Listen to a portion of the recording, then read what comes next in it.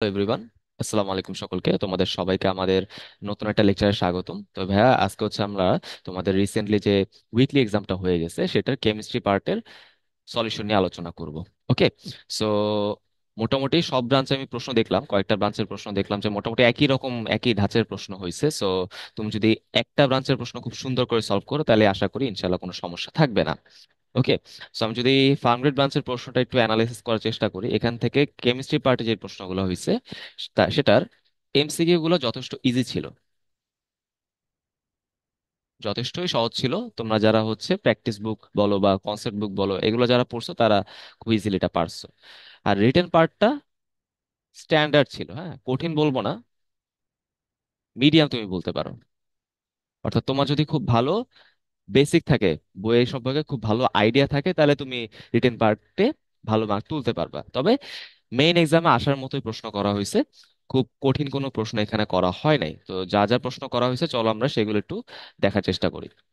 আচ্ছা, তো প্রথমে আসা হচ্ছে, এখানে কি বলা হয়েছে, কয়েকটি ধাতব মৌলের ডি অরবিটালের ইলেকট্রন বিন্যাস দেওয়া আছে, এখন কোন মৌলটির গলনাঙ্ক বেশি। এটা কিন্তু আমরা যখন C1 এর ডেইলি প্রশ্নটা সলভ করছিলাম তখন বলছিলাম যে গলনাঙ্ক বা মেল্টিং পয়েন্ট এটা মেনলি ডিপেন্ড করে হচ্ছে ডি অরবিটালের মধ্যে যেই অযুগ্ম ইলেকট্রনগুলো থাকে, যে আনপেয়ার্ড ইলেকট্রনগুলো থাকে তাদের উপর। ওকে। এবং সেটা কিরকম ভাবে ডিপেন্ড করে, যত বেশি আনপেয়ার্ড ডি ইলেকট্রন,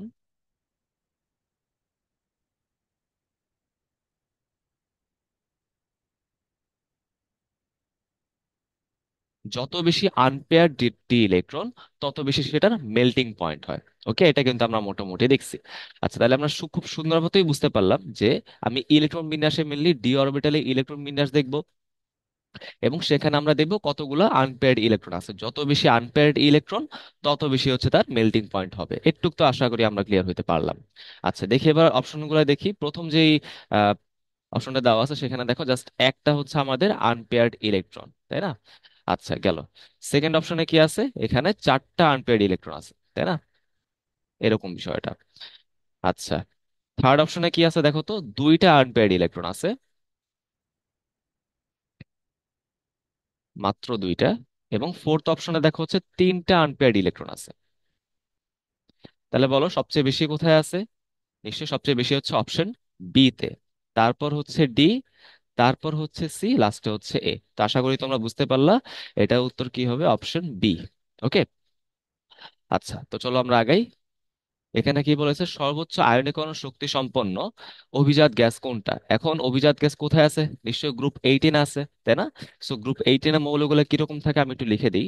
প্রথম হচ্ছে হিলিয়াম, পর্যায়ে একে থাকে, তারপর নিয়ন, আর্গন, ক্রিপ্টন, জেনন, রেডন, আর হচ্ছে অর্গানিজম।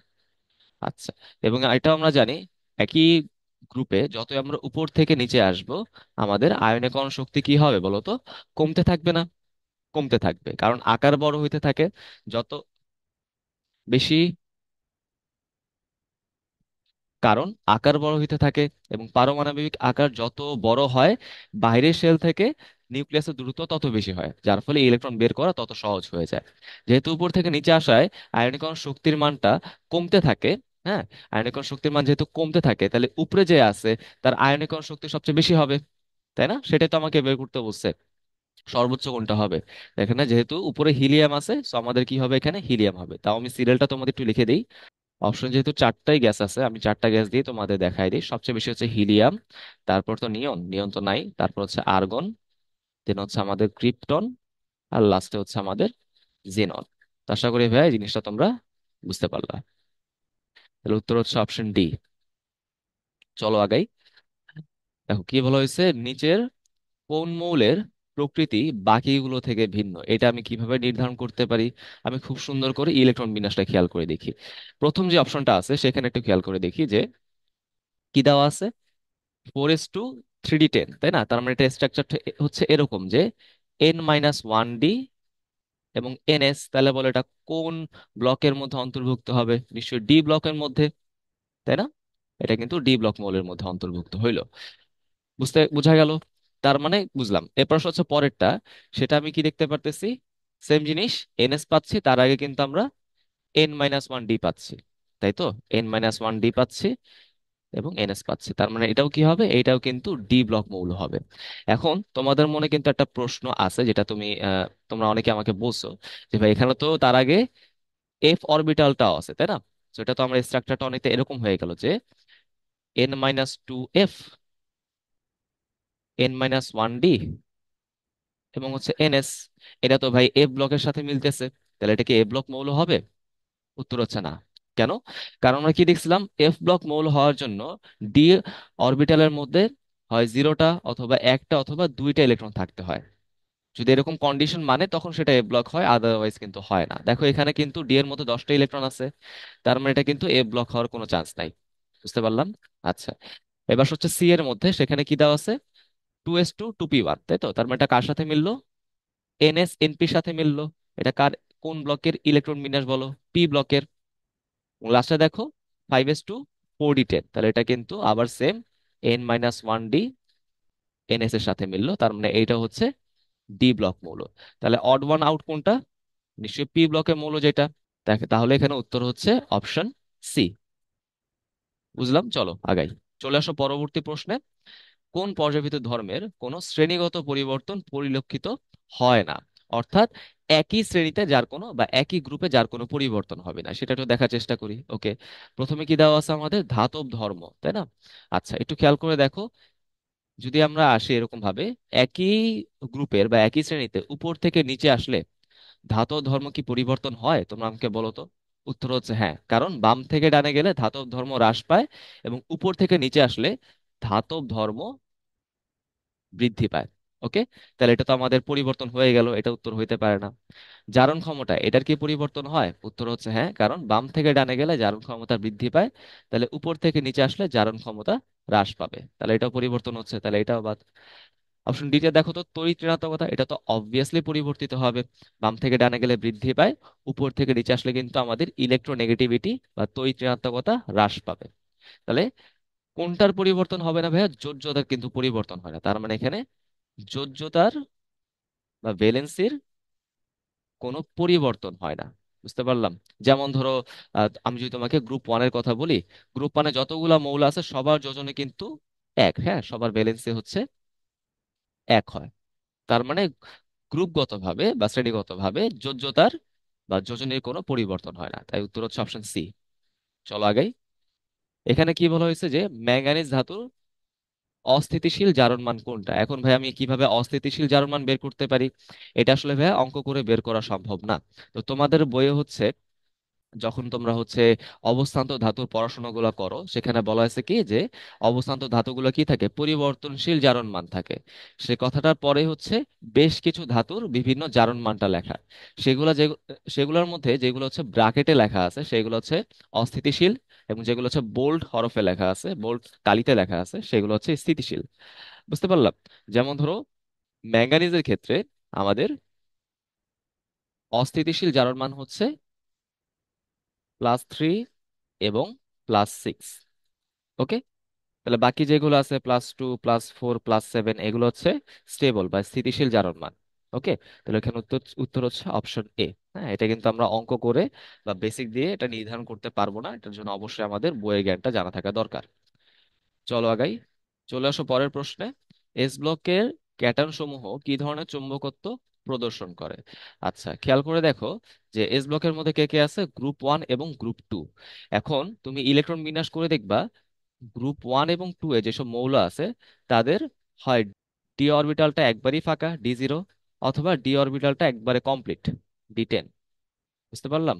তার মানে এখানে কোনো আনপেয়ার্ড ইলেকট্রন পাওয়া যাবে না, হয় খালি না হয় ভরা। তাহলে এই ধরনের স্ট্রাকচার গুলোকে আমরা কি বলতেছিলাম? ডায়া চুম্বকীয় বা ডায়াম্যাগনেটিক। ওকে, তাহলে এই ধরনের স্ট্রাকচারটাকে আমরা বলি হচ্ছে ডায়াম্যাগনেটিক।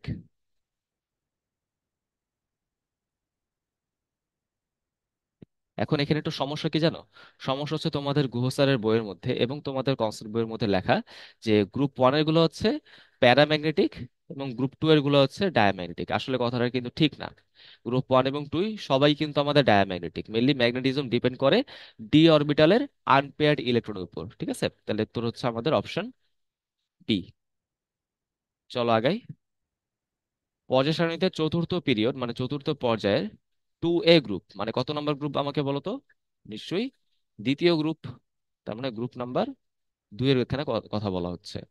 এই মৌলটির ইলেকট্রন বিন্যাস কি হবে? তার মানে সর্ববহিঃস্থ শক্তি স্তর হচ্ছে 4, তাই তো? এবং যেহেতু এটা গ্রুপ 2, মানে শুধুমাত্র এস অরবিটালে ইলেকট্রন থাকবে। তার মানে আমি কি পাবো? সবচেয়ে বাইরের অরবিট হবে 4 নাম্বারটা, এবং সেখানে শুধুমাত্র এস অরবিটাল থাকবে, যার মধ্যে মাত্র 2টা ইলেকট্রন থাকবে। এটাই হচ্ছে আমরা ইলেকট্রন বিন্যাসে লাস্টে পাবো। দেখি এটা কোথায় আছে, দেখো প্রথম অপশনে দেখো যে 4s2, তাই না? মিলে গেছে না? তার মানে এটা কিন্তু হতে পারে। ওকে, ঠিক আছে, বুঝলাম। পরেরটা দেখি তো, এখানেও তো 4s2 আছে, বাট তার আগে কি আছে? 3d2 আছে, তাই না? তার মানে আমরা কিন্তু জানি যে n-1d ns এর ফরম্যাটটা কিন্তু আমাদের ডি ব্লক মৌলের হয়। তার মানে সেটা কিন্তু বি গ্রুপের মধ্যে চলে যায়। এটা কি বি গ্রুপ? না, তাহলে এটা কিন্তু হবে না। পরে দেখো এখানে তো 4s2 নাই, তাহলে এটাও হবে না, আর নান তো হওয়ার কোনো প্রশ্নই আসে না। তাহলে উত্তর হচ্ছে অপশন এ। ওকে, বুঝলাম আগেই। আচ্ছা, এই যে আয়ন সমূহ আছে, এদের চৌম্বক ধর্মের সঠিক ক্রম জানতে চাওয়া হয়েছে। আচ্ছা, তাহলে আমাদের কি করতে হবে? ইলেকট্রন বিন্যাস করতে হবে। এখানে যে মৌলগুলো লেখা আছে তাদের ইলেকট্রন বিন্যাস করে দেখি কি কি আসে। প্রথমে হচ্ছে আমাদের আয়রন, তাই তো? আয়রন হচ্ছে 26টা ইলেকট্রন, সেখান থেকে আমি 3টা বের করে নিয়ে গেছি। তাহলে সাধারণ যে আয়রন পরমাণুটা আছে তার মধ্যে ইলেকট্রন বিন্যাস ছিল হচ্ছে 3d6 4s2। 3টা চলে গেলে 3d5 4s0 হয়ে যায়, তাই না? আচ্ছা, এবার হচ্ছে কোবাল্ট। কোবাল্টের ক্ষেত্রে কিরকম হয়? কোবাল্টের তো সাধারণ ইলেকট্রন বিন্যাস, মানে সাধারণ পরমাণুর জন্য ইলেকট্রন বিন্যাস ছিল হচ্ছে 3d7 4s2, তাই তো? তাহলে 3টা ইলেকট্রন চলে গেলে 3d6 4s2। আচ্ছা, আর জিঙ্কের জন্য কিরকম আসে? জিঙ্কের জন্য ছিল হচ্ছে 3d10 4s2। 2টা ইলেকট্রন চলে গেলে 3d10 4s0। বুঝতে পারলাম। আচ্ছা, এখন যদি তুমি এখানে হুন্ডের নীতি অ্যাপ্লাই করে দেখো, আয়রনের ক্ষেত্রে 5টা ইলেকট্রন, 5টা হচ্ছে এরকম ভাবে অযুগ্ম অবস্থা থাকে, তাই তো? রাইট? তাহলে এখানে 5টা ইলেকট্রন আমি পাচ্ছি। কোবাল্টের ক্ষেত্রে 6টা, 1 2 3 4 5 6, তাহলে এখানে মোটামুটি 4টা ইলেকট্রন থাকবে হচ্ছে অযুগ্ম অবস্থায়। এবং জিঙ্কে দেখো 10টা, তার মানে এখানে সবাই কি থাকবে? জোড়া জোড়া করে থাকবে, তাই তো? যে 6 7 8 9 10, তার মানে এখানে কোনো অযুগ্ম ইলেকট্রন আমি পাবো না। তাহলে সবচেয়ে বেশি অযুগ্ম ইলেকট্রন আছে হচ্ছে Fe3+-এ, তারপর CO3+, তারপর হচ্ছে জিঙ্ক 2+। তার মানে ক্রমটা হবে হচ্ছে এরকম যে Fe3+ greater than CO3+ greater than zinc 2+। ওকে, আশা করি ভাই জিনিসটা তোমরা বুঝতে পারলা। এটাই আমাদের উত্তর। দেখে এটা কোথায় আছে? Option D. চলো আগাই। নিচের কোনটি নিরপেক্ষ অক্সাইড? এখন ভাই আমি কিন্তু অলরেডি বলে ফেলছি, মানে আগের লেকচার গুলোতে বলে ফেলছি যে নিরপেক্ষ বা প্রশম অক্সাইড কিভাবে মনে রাখা যায়। আমাদের বই হচ্ছে 4টা নাম দেওয়া আছে, তাই তো? নিরপেক্ষ বা প্রশম অক্সাইড, এদের মনে রাখার জন্য একটা ছন্দ বলে দিছিলাম, সেটা কি? কোনো পানি নাই, হ্যাঁ, কোনো পানি নাই। ওকে। কো দিয়ে হচ্ছে কার্বন মনোক্সাইড, নো দিয়ে হচ্ছে নাইট্রিক অক্সাইড, পানি দিয়ে তো H2O, আর নাই দিয়ে হচ্ছে নাইট্রাস অক্সাইড। এই 4টাই আমরা হচ্ছে খুব সুন্দর করে পড়ে রাখবো, তাহলে হচ্ছে আর নিরপেক্ষ অক্সাইডের আইডেন্টিফিকেশন নিয়ে আমাদের কোনো ঝামেলা হবে না। বুঝতে পারলাম তো? আচ্ছা, কোথায় আছে দেখো? Option A. চলো আগাই। পর্যায় সারণীতে কোনো গ্রুপের উপর থেকে নিচে অগ্রসর হলে তড়িৎ ঋণাত্মকতা হ্রাস পায়, তাই তো? কেন তড়িৎ ঋণাত্মকতা হ্রাস পায়? কারণ হচ্ছে আকার হচ্ছে আস্তে আস্তে বাড়তে থাকে। একই গ্রুপে যত আমি নিচের দিকে যাব শক্তি স্তর অ্যাড হতে থাকে, তার মানে আকার বাড়তে থাকে, তাই তো? এই জন্য তো তড়িৎ ঋণাত্মকতা হ্রাস পায়, নিউক্লিয়াস থেকে বাইরের শেলের ইলেকট্রনের প্রতি আকর্ষণ কমে যায়। তাহলে এখানে কিন্তু আমরা ব্যাখ্যা থেকে উত্তরটা জেনে ফেললাম, সেটা কি হইতে পারে? পরমাণুর আকার বড় হয়, তাই না? তো আমি কিন্তু এটা অপশন পড়ে উত্তর দাগাবো না, কারণ আমাকে সবগুলো অপশন চেক করতে হবে। কারণ দেখো এ ও সি উভয় এরকম একটা অপশন আছে, তার মানে অবশ্যই তাড়াহুড়া করা যাবে না, আমরা খুব সুন্দর করে আগে প্রশ্নগুলো পড়ি। সেকেন্ড অপশনে কি বলা হয়েছে? বহিঃস্তরে কার্যকর নিউক্লিয়ার আকর্ষণ কি বৃদ্ধি পায়? না, এই আকর্ষণটা হচ্ছে হ্রাস পাবে, কারণ দূরত্ব বেড়ে যাচ্ছে। আকার বড় হলে তো দূরত্ব বাড়বে, দূরত্ব বাড়লে তো হ্রাস হয়ে যাবে, তাই না? আচ্ছা, ইলেকট্রন ঘনত্ব কি বৃদ্ধি পায়? না, ইলেকট্রন ঘনত্ব হচ্ছে হ্রাস পাবে। কেন? কারণ হচ্ছে এখন ইলেকট্রন গুলো থাকার জন্য বেশি বেশি জায়গা পাবে। যত বেশি শক্তি স্তর তত সেটা স্পেশিয়াস হয়, তত সেটা বড় জায়গা হয়, এবং সেখানে ইলেকট্রন ঘনত্ব ততই কমতে থাকে। রাইট? তার মানে এটা কিন্তু হ্রাস পাবে। তার মানে উত্তর হচ্ছে অবশ্যই অপশন 1। চলো আগাই।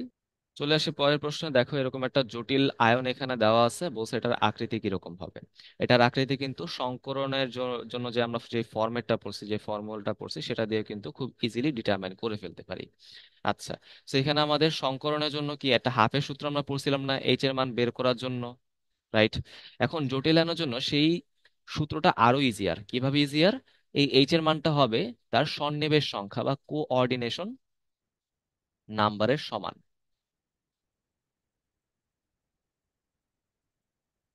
রাইট? এখন কোঅর্ডিনেশন নাম্বার মানে কি? যতগুলো মনোরেন্টেড বা একদন্তী লিগ্যান্ড মুক্তজোড় সাপ্লাই করবে, ততই হচ্ছে তার কোঅর্ডিনেশন নাম্বার। এখানে দেখতে পারতেছি আমরা 6টা ফ্লোরাইড আয়ন হচ্ছে একটা একটা করে মোট 6টা মুক্তজোড় সাপ্লাই করতেছে, তার মানে এখানে কোঅর্ডিনেশন নাম্বার হচ্ছে 6, রাইট? তাহলে এখন আমাকে বলো, এইচ এর মান 6 আসা মানে কোন ধরনের সংকরণ বোঝায়? দুই ধরনের সংকরণ হইতে পারে, তাই তো। একটা হচ্ছে sp3d2, আর এটা হইতে পারে d2sp3, তাই না? দুই রকমের সংকরণ সম্ভব। এই দুইটার মধ্যে কোনটা হবে সেটা কিন্তু আমাদের প্রশ্নের কনসার্নের বিষয় না, আমাদের জানতে হবে আকৃতি। এখন সংকরণ যেইটাই হোক না কেন, তাদের জন্য আকার কিন্তু একটা কমন আসে, বুঝতে পারছো? তারা হচ্ছে একটা কমন আকৃতির আয়ন বা যৌগ তৈরি করে, সেই আকৃতি হচ্ছে আমাদের অষ্টতলকীয়, ঠিক আছে? অষ্টতলকীয় বা অক্টাহেড্রাল, বুঝতে পারলাম? তাহলে এখানে উত্তর হচ্ছে অষ্টতলকীয়।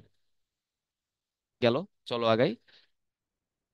আচ্ছা, কি বলা হচ্ছে, কতগুলো মৌলের ইলেকট্রন বিন্যাসে সর্বশেষ ইলেকট্রনটা এস অরবিটালে প্রবেশ করে, তাই না? তাহলে যাদের সর্বশেষ ইলেকট্রন এস অরবিটালে প্রবেশ করে তারা কি হয়ে যায়? এস ব্লক মৌল হয়ে যায়, রাইট? তাহলে এস ব্লক মৌল কতগুলো আছে বলো তো? 14টা। তাহলে উত্তর হচ্ছে 14। খুব ইজি। এখানে কি বলেছে দেখো, কোন তথ্যটি সঠিক নয়, কোনটা সঠিক হবে না, এখানে আমাদের জারণ মানটা মিলে আইডেন্টিফাই করতে হবে। তো KO2, এখানে তুমি যদি চিন্তা করো, পটাশিয়াম যদি +1 হয়, অক্সিজেন হবে হচ্ছে -½ তাই না? এখানে +½ দেওয়া মানে এইটাই কিন্তু আমাদের সঠিক নয়, তাহলে উত্তর কিন্তু অপশন এ। তুমি বাকিগুলো চেক করতে পারো।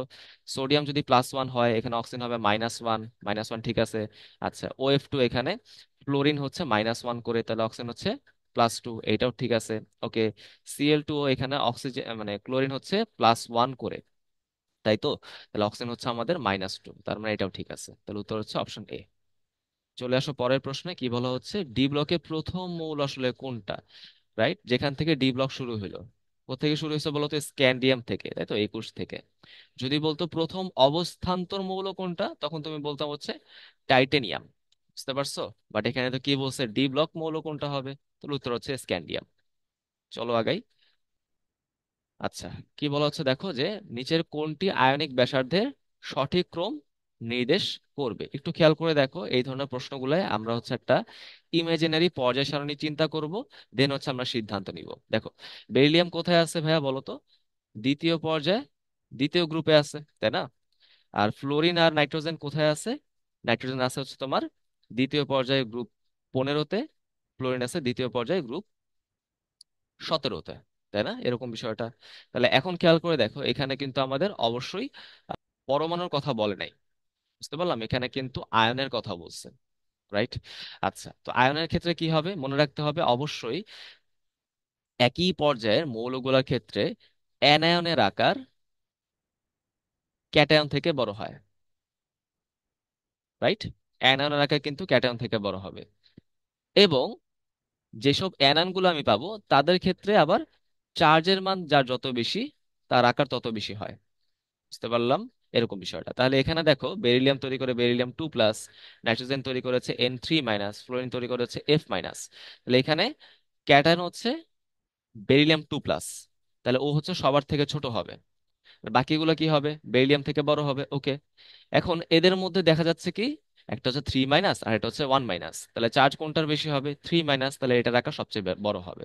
তো এখানে ক্রমটা কি হবে? N3-, দেন হচ্ছে ফ্লোরাইড আয়ন, দেন হচ্ছে আমাদের বেরিলিয়াম 2+। বুঝতে পারলাম? তাহলে এটা হচ্ছে আমাদের উত্তর। দেখি এটা কোথায় আছে। এটা আছে হচ্ছে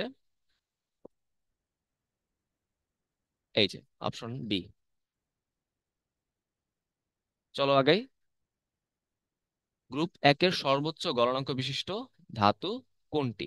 আচ্ছা, মনে রাখতে হবে যেই গ্রুপগুলো হচ্ছে একদম পিওর ধাতু এবং পিওর অধাতু তাদের ক্ষেত্রে হচ্ছে গলনাঙ্কের একটা সিকোয়েন্স পাওয়া যাবে। বুঝতে পারছো? যেখানে ধাতু অধাতু মিক্স আছে সেখানে কিন্তু আমরা খুব সুন্দর করে কোনো গলনাঙ্ক স্ফুটনাঙ্কের সিকোয়েন্স পাই না। তো ধাতুদের ক্ষেত্রে কি হবে, যতই আমরা গ্রুপের উপর থেকে নিচে আসব ততই কি হবে, আকার বাড়তে থাকে, তাই তো? ততই হচ্ছে আমাদের আকার বাড়তে থাকে। এখন আকার বাড়া মানে কি? এটা হচ্ছে ধাতব ব্যাসার্ধ বাড়া। এখন ধাতব ব্যাসার্ধ বাড়া মানে হচ্ছে ধাতব যে বন্ধন শক্তি অর্থাৎ আন্তঃআণবিক বন্ধন শক্তি সেটা কিন্তু কমে যাওয়া, তাই তো? সেটা কিন্তু কমে যাওয়া, কারণ নিউক্লিয়াস থেকে বাইরের শেলে ইলেকট্রনের আকর্ষণ কমে যাচ্ছে, right?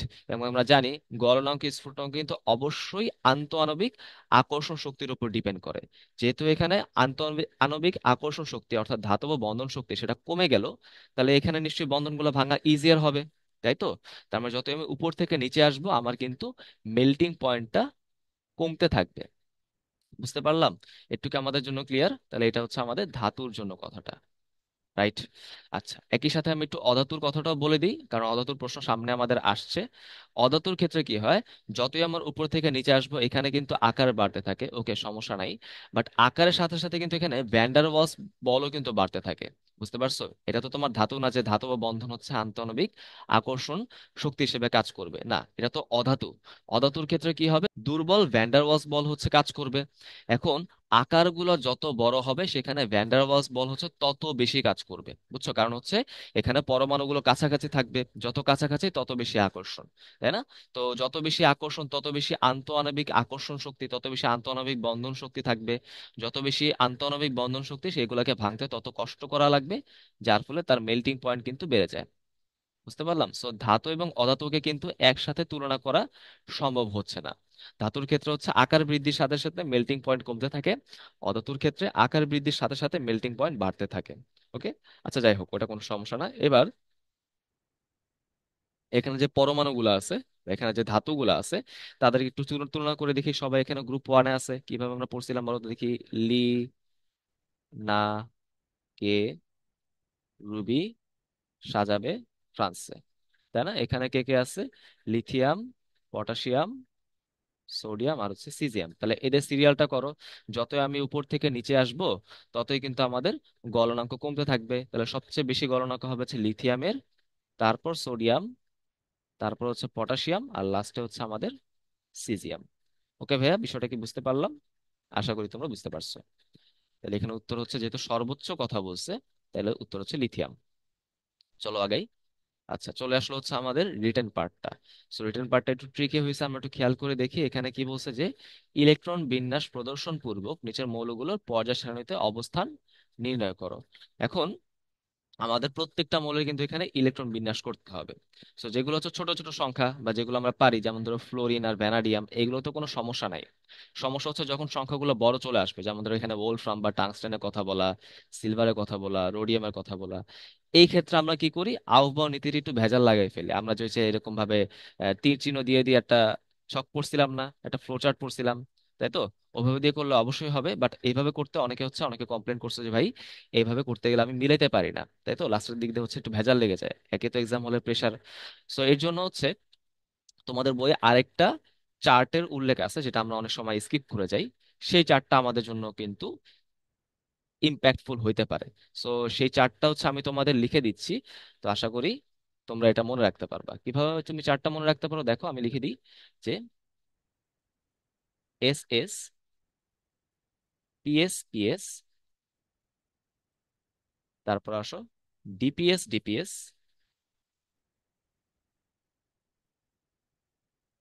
FDPS FDPS, FDPS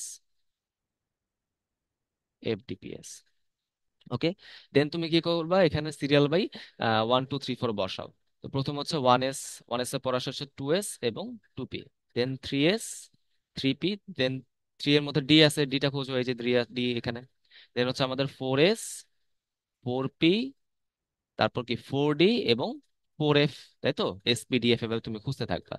5s, 5p, 5d এবং 5f, এরকম বিষয়টা।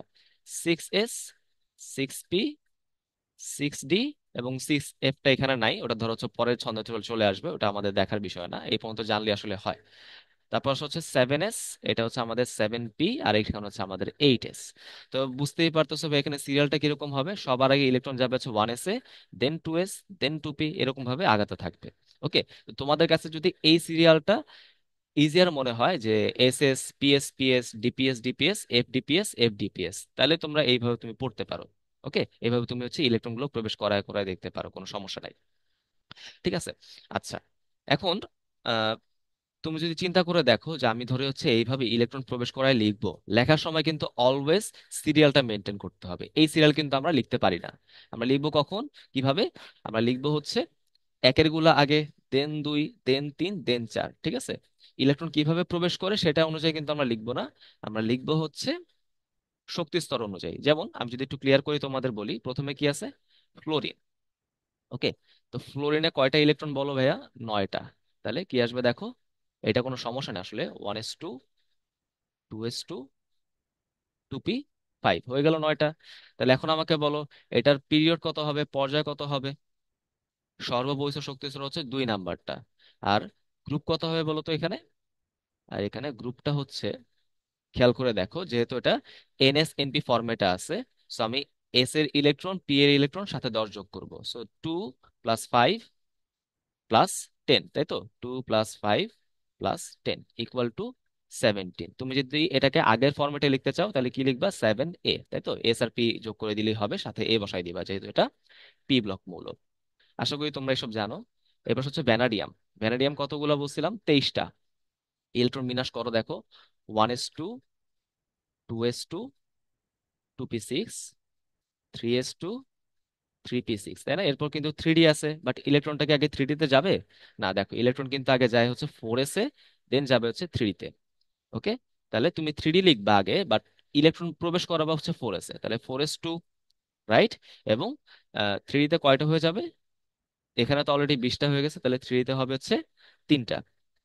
ওকে, বুঝতে পারলাম। তাহলে এখন আমাকে বলো এটার পিরিয়ড কত হবে, সর্ববহিঃস্থ শক্তি স্তর। অবশ্যই মনে রাখবা, পিরিয়ড নির্ণয়ের সময় অথবা পর্যায় নির্ণয়ের সময় কিন্তু কোথায় লাস্ট ইলেকট্রন গেল সেটা ডাজেন্ট ম্যাটার, আমি দেখবো সবচেয়ে বাইরে কে আছে, 4 নাম্বারটা, সো এটা কিন্তু পিরিয়ড 4-এ আছে। গ্রুপ কত আমাকে বলো তো? এটা কোন ফরম্যাট আছে বলো তো ভাইয়া? N-1D NS, এই ফরম্যাট আছে, সো ডি এর ইলেকট্রন এবং এস এর ইলেকট্রন যোগ করে দিলে কাজ শেষ। 3+2 = 5। তুমি যদি এটাকে আগের ফরম্যাটে লিখতে চাও তাহলে 5B, তাই তো? কারণ এটা তো আমাদের ডি ব্লক মৌল হয়ে গেল। যাই হোক, পরেরটা আসো। পরেরটা আমাদের একটু সমস্যা, সেটা হচ্ছে ওলফ্রাম, তাই না? আচ্ছা, আমি একটা নতুন পেজ নেই। Wolfram, W. ওলফ্রামের ইলেকট্রন কতগুলো আছে? 74। এখন দেখো এটাই কিন্তু আমাদের জন্য একটু চ্যালেঞ্জিং, তাই না? 74। এখন এটা যেহেতু একটু বড় হয়ে গেছে, এই ধরনের প্রশ্নগুলা বা এই ধরনের ইলেকট্রন বিন্যাস করে তো আমরা অভ্যস্ত না। তো এই জন্য আমি বলবো যে তুমি হচ্ছে এখানে যে শর্টকাটটা আমি বলে দিচ্ছি ভাইয়া, এটা তোমরা হচ্ছে এই ধরনের ইলেকট্রন বিন্যাস করার আগে রাফের মধ্যে লিখে নিবা, দেন দেখে দেখে হচ্ছে তুমি বসাই দিবা। ওকে, আচ্ছা, যেমন ধরো আমি যদি এখানে দেখাইতে চাই তাহলে খেয়াল করে দেখো আমি কি করতে পারি।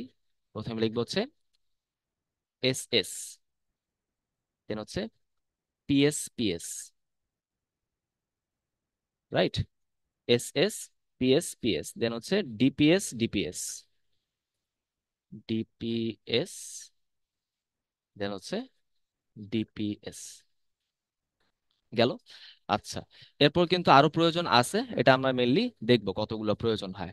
আপাতত আমরা এই পর্যন্ত লিখে পরে আমরা ডিসাইড করব। পরে আসা হচ্ছে তুমি এখানে শক্তি স্তর লেখো, যে এখানে 1, এখানে 2, 2s, তারপর 2p, 3s, 3p, 3d, তাই তো? 4s, 4p, 4d, এরপর হচ্ছে 4f আছে পরে, সমস্যা নেই। 5s, এটা হচ্ছে আমাদের 5p, আর এটা হচ্ছে আমাদের 6s, তাই না? এখন তুমি ইলেকট্রন গুলো আগে হচ্ছে প্রবেশ করায় দেখো এই পর্যন্ত কতগুলো হয়। এখানে হচ্ছে আমাদের 2টা, এখানে 2টা, 6টা, 2, 6, 2, দেন হচ্ছে এখানে 10টা প্রবেশ করাবা, 6, 2, আবার 10, এখানে 6, আর এখানে হচ্ছে 2। ওকে, তুমি যদি হিসাব করে দেখো ভাই, এখানে কিন্তু আরো হচ্ছে 18টার মতো ইলেকট্রন বাকি থাকবে। এই 18টা ইলেকট্রন পাওয়ার জন্য আমাদের কি করতে হবে? পরবর্তী যে আহ, ছন্দটা আছে যে FDPS, সেখানে যেতে হবে। তার মানে তুমি ডিপিএস ডিপিএস পর্যন্ত করে দেখবা কতগুলো ইলেকট্রন বাকি। এখানে যতগুলো ইলেকট্রন আছে তুমি যোগ করে দেখো, দেখবা যে আলটিমেটলি সেটা হচ্ছে 18 শর্ট থাকে। সেটা ফিল আপ করার জন্য আমি কি করব, এফডিপিএস এর প্রথম যে জিনিসটা আছে, এফ ডি পি এস, সেটা লিখে রাখবো। ঠিক আছে, এখন বলো এই এফটা কততম শক্তি স্তরের জন্য হবে। আমাদের 4p-র পর তো আমি 4f লিখে নাই, তাই না? 4p-র পর 4d লিখছি, বাট 4f তো লিখে নাই, সো 4f। এই ডি কার জন্য আসছে বলো তো? এই ডি কিন্তু আসছে আমাদের 5 এর জন্য, তাহলে এটা হচ্ছে 5d। তাই তো? এই পি আসছে তোমার 6 এর জন্য, আর এ আসছে তোমার 7 এর জন্য। রাইট, এই হচ্ছে আমাদের বিষয়টা। তাহলে এফ এর মধ্যে কতগুলো যাবে? 18টার মধ্যে 14টা ইলেকট্রন যাবে, আর ডি তে যাবে হচ্ছে বাকি 4টা ইলেকট্রন। রাইট, এরকম বিষয়টা। এখন তাহলে বলতে পারো, ভাই যেগুলো আমাদের বাকি থাকলো সেগুলো আমি কি করব? তাদের মাথায় কি আমি জিরো বসাবো? আমি কি এখানে জিরো বসাই দিব? উত্তর হচ্ছে না। জিরো বসালে বোঝা যাবে সেটা হচ্ছে একটা আয়ন, বুঝতে পারছো? মানে এক সময় তার পিতে ইলেকট্রন ছিল, এখন আর নাই। তা আমি কি করব? আমি এগুলো লিখবই না, বুঝছো? আমি হচ্ছে কি করব, যদি লিখে ফেলি তাহলে এগুলো সুন্দর মতো হচ্ছে ইরেজার দিয়ে বা কলম দিয়ে আমরা কেটে ফেলবো। এরকম করে ধরো হচ্ছে আমরা ইরেজার নিলাম বা কলম দিয়ে আমরা কেটে ফেলতে পারি। ঠিক আছে, তাহলে এই হচ্ছে আমাদের ইলেকট্রন বিন্যাস। বাট ভাই আমি যেটা বলছিলাম, আমাদের তো সিরিয়াল বাই লিখতে হবে, সিরিয়াল বাই না লিখলে তো কেটে দিবে, তাই না? বা কেটে দেওয়ার সম্ভাবনাই বেশি। তো আমি কি করব, এভাবে লেখার পর ঠিক তার পরের লাইনে হচ্ছে সিরিয়াল বাই লিখবো। ওকে, এই লাইনটা আমি কাটবো না, এই লাইনটা আমি এইভাবে রেখে দিব। বাট পরের লাইনে হচ্ছে আমরা সাজায় লিখবো। 2p6, হচ্ছে 3s2, 3p6, তারপর দেখো আমি 3d10 লিখবো। বুঝতে পারলাম কি বিষয়টা আমি কি বলতেছি? তারপর 4s2, 4p6, দেন হচ্ছে 4d10, আর লাস্টে হচ্ছে আমাদের 4f14। রাইট, তারপর তুমি পাঁচে চলে আসো, 5s2, 5p6, 5d4, তাহলে 5s2, 5p6, 5d4, এবং লাস্টে দেখো এখানে কি আছে, 6s2 আছে। ওকে, 6s2। ওকে, তাহলে এখন আসো হচ্ছে এটা পিরিয়ড কত হয়, সর্ববহিঃস্থ শক্তি স্তর, সেটা হচ্ছে 6 নাম্বারটা, সো এটা কিন্তু ষষ্ঠ পর্যায়ে আছে। এখন আর বলো এটার গ্রুপ কত আসবে। দেখো এটা n-1d ns ফরম্যাটে আছে, সো 4+2 = 6, আগের ফরম্যাটে আসলে কি হবে, 6b। তাই তো? এই হচ্ছে আমাদের বিষয়টা। তা আশা করি ভাই এই জিনিসটা তোমাদের ক্লিয়ার হইলো। আচ্ছা, চলো হচ্ছে আমরা পরেরটায় যাই। পরেরটা কি বলা হয়েছে, সিলভার, তাই না? পরেরটা কিন্তু আমাদের সিলভারের কথা বলা হচ্ছে, এবং সিলভারে হচ্ছে মোটা মনে হয় 47টা হচ্ছে ইলেকট্রন থাকবে। ওকে, আচ্ছা চলে আসো হচ্ছে সিলভার। তাহলে একই রকম ভাবে, যেহেতু একটু বড় ভাইয়া, আমরা তো হচ্ছে এটা মুখস্থ রাখি নাই, অথবা হয়তো আমরা জানি না, তো তুমি হচ্ছে এরকম ভাবে আগের ফরম্যাটেই তুমি আগাবা। ঠিক আছে, তাহলে এখানে দেখো আমরা কি করব, একই রকম ভাবে এস এস, পিএস পিএস, ওকে, এস এস পিএস পিএস, তারপর হচ্ছে ডিপিএস ডিপিএস। আগে হচ্ছে এই পর্যন্ত আমরা করে দেখি, হ্যাঁ। ডিপিএস ডিপিএস, এটা হচ্ছে 1s, 2s, 2p, 3s, 3p, 4s, 3d, দেন দেখো এই পিটা কার জন্য আসবে, 4 এর জন্য আসবে, তাই তো? 4, দেন হচ্ছে এটা 5, এটা কি আসবে আবার দেখো, 4p হয়ে গেছে, 4d বাকি, সো 4, এটা 5, আর এটা হচ্ছে 6। হ্যাঁ, এগুলো এখন আশা করি আমরা পারবো। ইলেকট্রন বসাও, 2 2 6, 2 6 2, এখানে কিন্তু 10টা ইলেকট্রন, 6 5 এসে কটে যাচ্ছে, 2টা। তুমি যদি একটু হিসাব করে দেখো ভাইয়া, অলরেডি কিন্তু এখানে আমাদের 38টা ইলেকট্রন হয়ে গেছে, আরো কিন্তু 9টা ইলেকট্রন বাকি। সো 9টা ইলেকট্রন কই যাবে, ডি এর মধ্যে তো 10টা ধরতে পারে, সো 9টা কিন্তু এখানে চলে আসবে। তার মানে 5p আর 6s এর মধ্যে কিন্তু ইলেকট্রন যাচ্ছে না, এটা আমাদের একটু মনে রাখতে হবে। সো আমি এটা কি করবো, কেটে দিব বা মুছে দিব। তাহলে যেটা পাচ্ছি সেটা কি আমাদের ইলেকট্রন বিন্যাস? উত্তর হচ্ছে না। কেন? কারণ আমরা জানি ভাইয়া, এখানে কিন্তু আমাদের ওই যে ইলেকট্রন বিন্যাসের যে স্টেবিলিটি যে বিষয়টা আছে সেটা চলে আসছে। এখানে দেখো এনএস হচ্ছে সম্পূর্ণভাবে পূর্ণ, আর n-d হচ্ছে পূর্ণ হওয়ার জন্য একটা ইলেকট্রন দরকার। তাহলে এখানে স্টেবিলিটির জন্য কি আসবে, যে এস থেকে একটা ইলেকট্রন বের হয়ে ডি এর মধ্যে চলে আসবে, তাই তো? তার মানে এখানে কিন্তু 5s2 4d9 হবে না, হবে কি 5s1 4d10, তাই তো? এই জিনিসটা কার সাথে মিললো আমাকে বলো তো? কপারের সাথে মিললো না? এটা কিন্তু গ্রুপ 1-এ যে কপারটা আছে সে কপারের সাথে মিলে গেল, তাই না? এবং তুমি যদি পর্যায় সারণীতে খেয়াল করে দেখো, কপারের ঠিক নিচে হচ্ছে আমাদের সিলভার আছে, সিলভার ঠিক নিচে হচ্ছে গোল্ড, সবার কিন্তু একই রকমের ব্যতিক্রম পাওয়া যায়। ঠিক আছে, আচ্ছা, তাহলে এখন তুমি কি করবা? তোমার কাজ এখন একটাই, তুমি সবগুলোকে এখন সিরিয়াল বাই লিখে দিবা। 3s2, 3p6, 3d10, 4s2, 4p6, 4d10 এবং 5s1। ওকে, তাহলে বলো এটা কত নম্বর পিরিয়ডে আছে? যেহেতু সর্ববহিস্থিত আমাদের 5 আছে, তো 5 নম্বর পিরিয়ড। কত নম্বর গ্রুপে আছে আমাকে একটু বলো তো ভাইয়া, যেহেতু এখানে n-1d এবং ns ফরম্যাটে আছে, so 10+1 which is equal to 11। 11 মানে সেটা কত নম্বর গ্রুপ আমাকে বলতে পারবা কি? 8 9 10 মিলাই কিন্তু আমাদের আগের মতবাদ অনুযায়ী হচ্ছে 8b বা 8, রাইট? 11 নম্বর হচ্ছে 1b এবং 12 নম্বর হচ্ছে 2b। ঠিক আছে, 13 থেকে আবার 3a শুরু হয়। তাহলে এই হচ্ছে আমাদের বিষয়টা, তাহলে আশা করি তোমরা বিষয়টা বুঝতে পারছো। আচ্ছা, লাস্ট যে ইলেকট্রন বিন্যাসটা সেটা আমরা যদি দেখার চেষ্টা করি, লাস্টে কি আছে? রোডিয়াম আছে 45। হ্যাঁ, এখন ভাইয়া রোডিয়ামে ইলেকট্রন বিন্যাসও কিন্তু ব্যতিক্রম আছে। কিভাবে ব্যতিক্রম হয় সেটা আমি বলতেছি, আগে হচ্ছে আমরা একটু নর্মাল নিয়ম আগাই। রোডিয়ামে কতগুলা ইলেকট্রন আছে? 45। একটু খেয়াল করে দেখে ভাইয়া, আমরা কিন্তু অলরেডি একটু আগে 47 করে ফেলছি, তাই না? তো আমি যদি 47 থেকে দুইটা ইলেকট্রন কম নেই তাহলে তো 45 হয়ে যায়। সো আমি যদি এখানে যে ইলেকট্রন বিন্যাসটা অলরেডি করছি সেটা যদি করে দিই, তাহলে কিন্তু আমাদের মোটামুটি হয়ে যায়, জাস্ট আমরা দুইটা ইলেকট্রন কম বসাবো, তাই না? এটাই তো আমাদের কমন সেন্স কাজ করতেছে। ওকে, সো আমরা এত কষ্ট না করে সেই কাজটাই করে ফেলি। সো এখানে আমরা কি করব? 1s2, 2s2, 2p6, 3s2, 3p6, 3d10, 4s2, 4p6,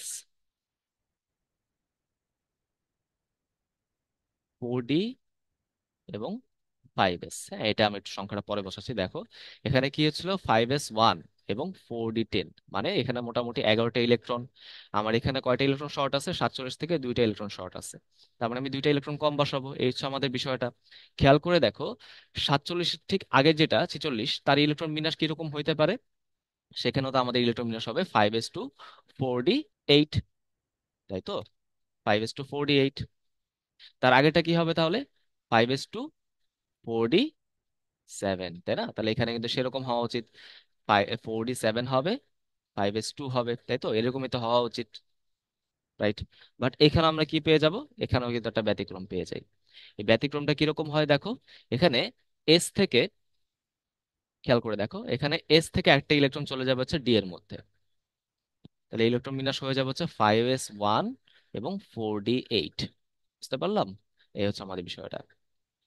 এখন তোমার মনে প্রশ্ন আসতে পারে, ভাই আগে যে ব্যতিক্রমটা হইলো সেটা তো আমি বুঝতে পারছি, এটা হচ্ছে অধিক স্টেবিলিটি গেইনের জন্য এরকম হয়েছে, তাই না? রাইট, অর্ধপূর্ণ পূর্ণ ওই কথা আমরা জানি। এইখানে কেন ব্যতিক্রমটা হইলো? এখানে ব্যতিক্রম হওয়ার নির্দিষ্ট কোনো কারণ নাই। তোমরা জানো যে যারা হচ্ছে প্রতিনিধি মৌল তারাই কিন্তু আউফবাউ নীতি, হুন্ডের নীতি ফলো করে, যেমন এস এবং পি ব্লক। বাট ডি এবং এফ এর মধ্যে অনেক ব্যতিক্রম দেখা যায়, স্পেশালি যখন শক্তি স্তর আমরা 4 বা তার বেশির মধ্যে চলে যাই, সেখানে অরবিটাল গুলোর মধ্যে শক্তির খুবই কম কম পার্থক্য দেখা যায়, যার ফলে ইলেকট্রন গুলো হচ্ছে র্যান্ডমলি বিন্যাস হওয়া শুরু করে, রাইট? তার মানে এখানে যে ব্যতিক্রম গুলো হয় সেই ব্যতিক্রমে আমরা ইলেকট্রন বিন্যাসের যে প্রচলিত নিয়মগুলো আছে সেই নিয়ম দিয়ে ব্যাখ্যা করতে পারি না। ওকে, তার মানে এই যে ব্যতিক্রমগুলো, এই ব্যতিক্রমগুলো আমাদের মনে রাখতে হবে। এখন তোমার প্রশ্ন হতে পারে, ভাই আমি এরকম ভাবে কতগুলো ব্যতিক্রম পড়বো, তাই না? মোটামুটি তোমার 6-এর মধ্যে যেসব ডি আছে, তাই না, 5d বলো, তারপর ওইদিকে ধরো 6d বলো, তাই না, 4f বলো, 5f বলো, এগুলো সবই হচ্ছে মোটামুটি ব্যতিক্রম। আমি এরকম ভাবে কতগুলো ব্যতিক্রম পড়বো? আমি হচ্ছে ভাইয়া কোশ্চেন ব্যাংক সলভের সময় যে কয়েকটা ব্যতিক্রম দেখাই দিয়েছিলাম বা পড়তে বলছিলাম, সেই কয়েকটা ব্যতিক্রম পড়ো। অথবা তুমি কোশ্চেন ব্যাংক কনসেপ্ট বুক থেকে যতগুলো ব্যতিক্রম লেখা আছে, দেখবা যে খুব সিলেক্টিভ লেখা আছে, সেইগুলোই তুমি পড়ো, তাহলে তোমার জন্য এনাফ। ওকে, আশা করি হচ্ছে এখান থেকে আর তোমাদের কোনো সমস্যা হবে না। তো এখন দেখো এখানে পিরিয়ড কত হবে? সবার বাইরে কত আছে? 5। আর গ্রুপ কত হবে? n-1d ns ফরম্যাট আছে, so 8+1 which is equal to 9। এটা হচ্ছে আগের ফরম্যাটে কি হবে? 8b হবে, তাই তো? 8 9 10 তো 8b এর মধ্যে অন্তর্ভুক্ত। ওকে, আচ্ছা, তোমরা চাইলে এটাকে ল্যাটিন হরফে বা ল্যাটিন লেটারে লিখতে পারো, VIII, কোনো সমস্যা নাই। এভাবেও তুমি লিখতে পারবা, আগের নিয়মও তুমি লিখতে পারবা। এটা জাস্ট তোমাদের আমি একটু দেখাই দিলাম। ওকে, আচ্ছা তাহলে গেল, চলো আমরা আগাই। এই প্রশ্নে কি বলা হচ্ছে, একটি উভধর্মী অক্সাইডের নাম লেখো এবং এদের ধর্ম বিক্রিয়া সহ বর্ণনা করো। এখন উভধর্মী অক্সাইডের মধ্যে আমরা আমাদের হাজারি নাগের মধ্যে খুব সুন্দর করে দুইটা অক্সাইডের নাম পড়ছিলাম। একটা হচ্ছে বেরিলিয়াম অক্সাইড আর একটা হচ্ছে অ্যালুমিনিয়াম অক্সাইড। ধরো তুমি এখানে দুইটা যে কোনো একটা দেখাইলেই চলবে, আমি তোমাদেরকে অ্যালুমিনিয়াম অক্সাইডটাই দেখাচ্ছি। এই অ্যালুমিনিয়াম অক্সাইড যদিও এটা একটা ধাতব অক্সাইড, তাও কিন্তু এটা উভধর্মী হিসেবে কাজ করে। কেন? কারণ এটা হচ্ছে যেমন অ্যাসিডের সাথে বিক্রিয়া করে অ্যাসিডকে প্রশমিত করে ফেলে, যেমন এই ক্ষেত্রে হচ্ছে অ্যালুমিনিয়াম ক্লোরাইড লবণ তৈরি করে এবং পানি তৈরি করে। আবার সে কিন্তু ক্ষারের সাথেও বিক্রিয়া করে, ক্ষারের সাথে বিক্রিয়া হচ্ছে সুন্দর মতো দ্রবণীয় লবণ তৈরি করে, যেটার নাম হচ্ছে সোডিয়াম অ্যালুমিনেট, NaAlO2, এবং সাথে পানি তৈরি করে। রাইট? সে যেহেতু একই সাথে আমাদের অ্যাসিডের সাথেও বিক্রিয়া করলো, ক্ষারের সাথেও বিক্রিয়া করলো, তাই সে হচ্ছে একটা উভধর্মী অক্সাইড। তাই না? এই হচ্ছে, এইভাবে তুমি লিখে যদি একটু বর্ণনা করে দাও, তাহলে কিন্তু আমাদের এখান থেকে তুমি পাঁচে পাঁচ পেয়ে যাচ্ছ। পরে কি বলছে, অক্সাইডের প্রকৃতি চিহ্নিতকরণ করতে বলা হয়েছে। তার মানে এখানে আমরা যে 9 ধরনের অক্সাইড সম্পর্কে জানি সেগুলো এখান থেকে আইডেন্টিফাই করতে বলা হয়েছে। অবশ্যই এটা কিন্তু বইয়ের পড়া। তুমি দেখবা যে এই যে বেরিলিয়াম অক্সাইড, তারপর ধর হচ্ছে অ্যালুমিনিয়াম অক্সাইড, জিঙ্ক অক্সাইড, তারপর হচ্ছে এই যে টিনের অক্সাইড SnO2, তারপর ধর হচ্ছে PbO2, হ্যাঁ, তারপর PbO, এর সবাই কিন্তু কি হবে, এরা সবাই হচ্ছে উভধর্মী অক্সাইড। এগুলো কিন্তু একটু বইয়ের পড়া, বই থেকে পড়তে হবে, উভধর্মী অক্সাইড। আচ্ছা, তারপর দেখো এখানে কি দেওয়া আছে, ClO2, ক্লোরিনের অক্সাইড। যেহেতু একটা ক্লোরিন হচ্ছে অধাতু, সো অধাতুর অক্সাইড কিন্তু অলওয়েজ কি হবে, অম্লধর্মী হবে, ঠিক আছে, বা অম্লীয় হবে, অম্লীয় অক্সাইড। পরবর্তীতে কি দেওয়া আছে, পটাশিয়াম অক্সাইড K2O। তারপর দেখো যেহেতু এটা একটা ক্ষারের অক্সাইড, ক্ষারের অক্সাইড কিন্তু অলওয়েজ কি হচ্ছে, ক্ষারধর্মী হবে বা ক্ষারীয় হবে। ওকে ভাইয়া, বুঝতে পারলাম বিষয়টা। আচ্ছা, চলো আমরা আগাই। চলে আসো পরের প্রশ্নে। এখানে কি বলেছে, সন্নিবেশ সংখ্যা সমান হইলেও এই যে আমাদের এই যে জটিল আয়নটা টেট্রা ক্লোরো নিকেল 2+, এবং এখানে আরেকটা আয়ন দেওয়া আছে টেট্রা অ্যামিন কপার 2+, এদের সংকরণ ভিন্ন ভিন্ন হয় কেন, ব্যাখ্যা করো। খেয়াল করে দেখো, এখানে নিকেলের যে আহ, সন্নিবেশ সংখ্যা সেটাও কিন্তু চারটা ক্লোরিন পরমাণু বা ক্লোরাইড আয়ন হচ্ছে এখানে মুক্তজোট দান করতেছে। আর এখানে দেখো, এখানে কিন্তু কপারের জন্য সন্নিবেশ সংখ্যা 4, কারণ সেখানে কি করতেছে, অ্যামোনিয়া হচ্ছে চারটা মুক্তজোর এখানে দান করতেছে। ওকে, তারপর দুইটার জন্য কিন্তু সন্নিবেশ সংখ্যা 4, মানে দুইটার জন্য এইচ এর মান কত আসবে, এইচ এর মান কিন্তু 4 আসবে। এখন বলা হচ্ছে তাও কিন্তু তাদের সংকরণ ভিন্ন ভিন্ন। এখন আমাকে বলো, যদি এইচ এর মান 4 আসে, সেটা দিয়ে কি কি সংকরণ বোঝানো সম্ভব, sp3 বোঝানো সম্ভব, অথবা সেটা sp2d বোঝানো সম্ভব, অথবা সেটা DsP2 বোঝানো সম্ভব। তাই তো? এরকম বিষয়টা। রাইট? sp3 হইলে তার আকৃতি কি হয়, চতুস্তলকীয়। আর sp2d বা DsP2 যেটাই হোক না কেন, তার আকৃতি হবে সমতলীয় বর্গাকার। ওকে। আচ্ছা, এখন বিষয় হচ্ছে এখানে আমাদের কোন আয়নের কোন ধরনের সংকরণ হয়, কিভাবে আমরা চিহ্নিতকরণ করতে পারি। প্রথম হচ্ছে এই আয়নটায় আসো, এটার নাম কি হবে, টেট্রাক্লোরো নিকেল 2+। কিভাবে বুঝলাম ভাইয়া নিকেল 2+? এটা হচ্ছে আমাদের কমন সেন্স। যেমন ধরো হচ্ছে ক্লোরিন, এখানে ক্লোরাইড আয়ন হিসেবে থাকে -1, চারটা আছে, তার মানে -4 ওই পাশে পাঠাই দিলে 4 - 2 হচ্ছে +2। তাহলে নিকেল হচ্ছে আমাদের +2। এটা তোমরা আশা করি হিসাব করে করতে পারবা। আচ্ছা, তার মানে এখানে নিকেল আছে তোমার +2 অবস্থায়, তাই তো? আচ্ছা, তুমি যদি নিকেলের ইলেকট্রন বিন্যাসটা করতে চাও, তাহলে কিরকম আসবে বলো। এটা আসা হচ্ছে, নর্মালি নিকেল আসে 3d8 4s2, তাই না? দুইটা ইলেকট্রন চলে গেলে হয়ে যাবে 3d8 4s0। ওকে। আচ্ছা, এখন এই যে আয়নটায় কোন লিগ্যান্ড আসলো, ক্লোরাইড, তাই না, যেটাকে আমরা ক্লোরো বলতেছি। এখন হ্যালোজেনের লিগ্যান্ড কিন্তু অলওয়েজ কি হয়, উইক ফিল্ড লিগ্যান্ড হয়, বুঝছো, উইক ফিল্ড লিগ্যান্ড হবে। আচ্ছা, মনে রাখতে হবে পানি এবং হ্যালোজেনের যে আয়নগুলো আছে তারা কিন্তু অলওয়েজ উইক ফিল্ড লিগ্যান্ড হবে, তারা কিন্তু এখানে ইলেকট্রনকে কম্প্রেস করতে পারবে না। অর্থাৎ আগে যেরকম ছিল এখন কিন্তু সেরকমই থেকে যাবে, তাই তাই তো? তাহলে দেখো আগে কিরকম ছিল, 1 2 3 4 5 6 7 8। ওকে। তার মানে যেহেতু সে কম্প্রেস করতে পারতেছে না, তার মানে আগের সাথে এখন স্ট্রাকচারে কোনো পার্থক্য নাই, তাই আমি একটা স্ট্রাকচারে আঁকলাম। তুমি চাইলে এখানে দুইটা স্ট্রাকচার আঁকতে পারো, হ্যাঁ, এখানে আরেকবার দেখাইতে পারো, ওইটা কোনো সমস্যা না। আচ্ছা, গেল। যেহেতু কম্প্রেস করতে পারতেছে না, তাহলে আমাদের লিগেন্ডে যে চারটা আমাদের লিগেন্ড আসতেছে তাদের তো মুক্তজোড় দেওয়া লাগবে। এখন মুক্তজোড় আমি কোথায় দিতে পারি, খেয়াল করে দেখো, পাশে যে খালি অরবিটাল গুলো আছে, 4s আছে, 4s এ খালি অরবিটাল আগে হচ্ছে ইলেকট্রন যাবে, তাই না? এই যে এখানে আমাদের কি আসবে, একটা লিগ্যান্ড আসবে, তার মুক্তজোড় দিবে। ওকে। তো আরো তিনটা বাকি, সেটা কোথায় যাবে, সেটা কিন্তু আমাদের 4p-র মধ্যে যাবে। তাই তো 4p-র মধ্যে যাবে তিনটা অরবিটাল, সুন্দর মতো তিনটা লিগ্যান্ড হচ্ছে এখানে তার মুক্ত জোটটা দান করে দিবে, সন্নিবেশ বন্ধন তৈরি করবে। রাইট? তাহলে বলো এখানে কি ধরনের সংকরণ হচ্ছে? একটা এস এবং তিনটা পি মিলে খুব ইজিলি বলাই যাচ্ছে এটা sp3 সংকরণ হবে। ওকে, sp3 সংকরণ। এটার আকৃতি কিরকম হবে বলো তো ভাইয়া? টেট্রাহেড্রাল বা চতুস্তলকীয়। ওকে ভাইয়া, আশা করি এইটা তো আমাদের বেসিক জিনিস, কোনো সমস্যা নাই।